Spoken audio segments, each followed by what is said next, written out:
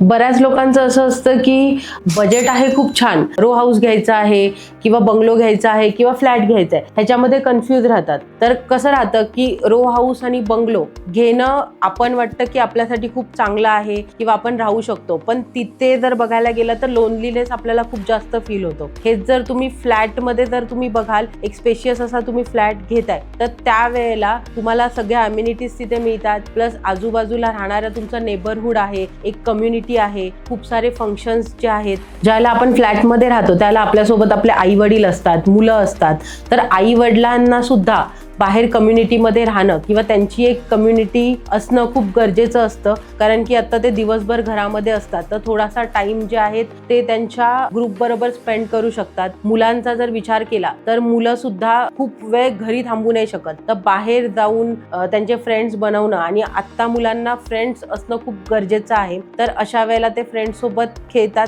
या सर्व ज्या गोष्टी आहेत ह्या फक्त आपण फ्लॅटमध्ये राहिल्यानंतरच शक्य होऊ शकतात. कारण की रो हाऊस आणि बंगलोजचा जर विचार केला तर ते आपल्या एक पर्टिक्युलर एक जागा होऊन जाते की ती एक स्पेसिफिक स्पेस आहे, ती आपण त्याच्यामध्ये राहतो. बाहेर जर आपण बघायला गेलं तर मग बाहेर रोड वगैरे येऊन जातो. तर अशा बऱ्याच गोष्टी ज्या आहेत त्या आपण मिस करतो जर आपण रो हाऊस आणि बंगलोजमध्ये राहत असू तर. पण हेच जर आपण फ्लॅटमध्ये राहत असू तर आपण सगळ्याच गोष्टी ज्या काही मी सांगितलं त्या आपण एन्जॉय करू शकतो.